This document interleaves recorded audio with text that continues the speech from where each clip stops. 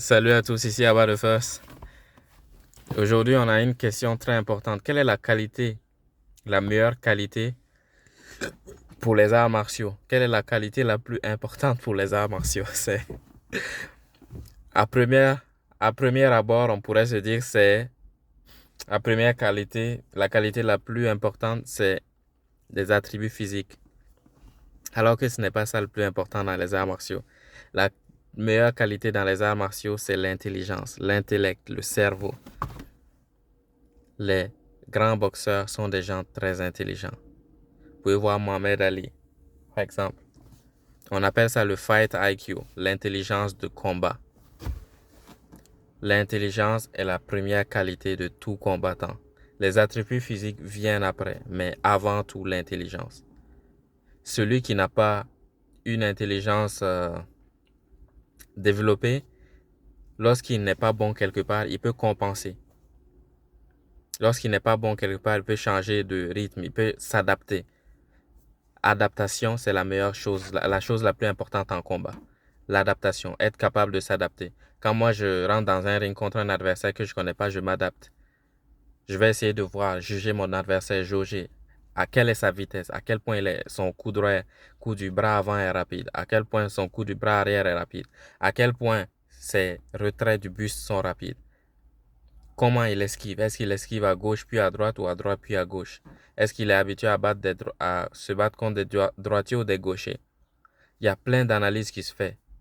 Comment il bouge? Est-ce qu'il bouge légèrement, comme si c'est comme un papillon, ou bien il bouge comme un tracteur? Est-ce il semble avoir beaucoup d'endurance ou pas d'endurance? Est-ce qu'il semble avoir beaucoup de puissance ou pas de puissance? Est-ce qu'il est euh, très fort ou pas très fort? S'il me coince dans les cordes, est-ce qu'il aura beaucoup de force pour me maintenir là, dans les cordes ou bien il va pas avoir beaucoup de force? Tous ces paramètres sont extrêmement, extrêmement importants.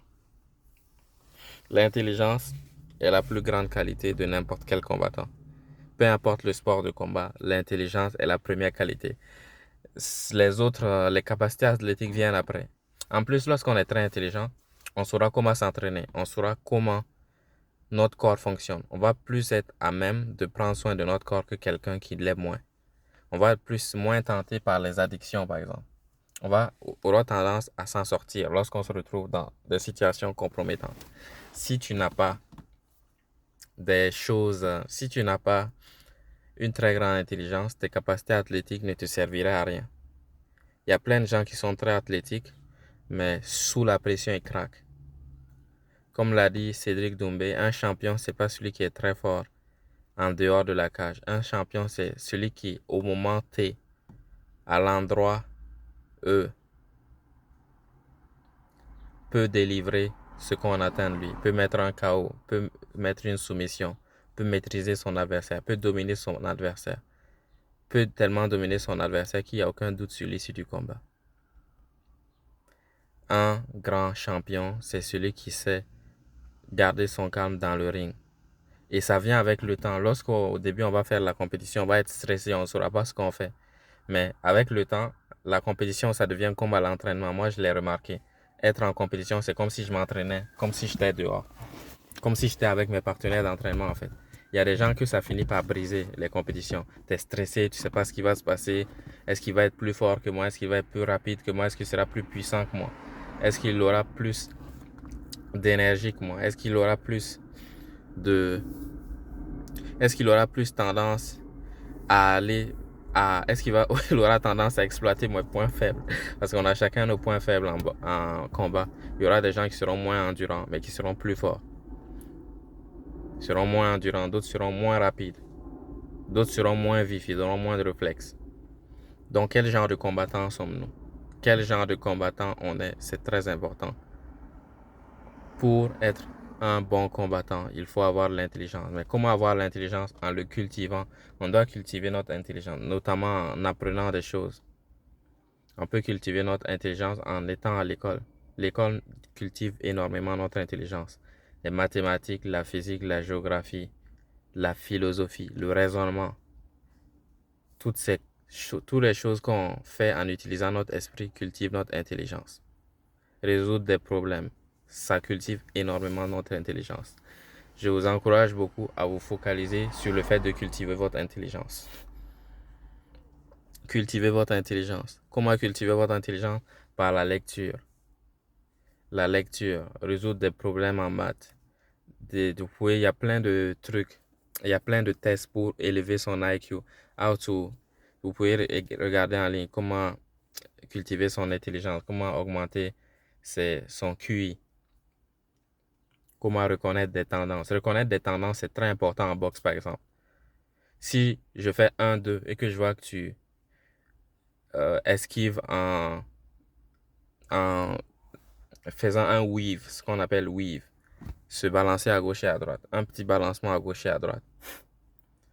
Je vais essayer la deuxième fois, je vais donner 1 et 3. 3, c'est le crochet du même bras. Le bras avant va donner 1 et ensuite 3.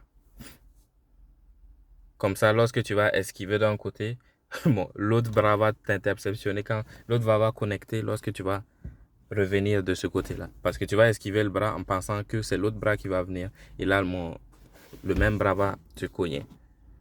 L'intelligence, c'est très important. Reconnaître des tendances, c'est très, très important en combat. Quel pied avance le premier quand je me déplace? Est-ce que je croise les pieds? Est-ce que j'ai tendance plus à tourner à gauche ou à droite?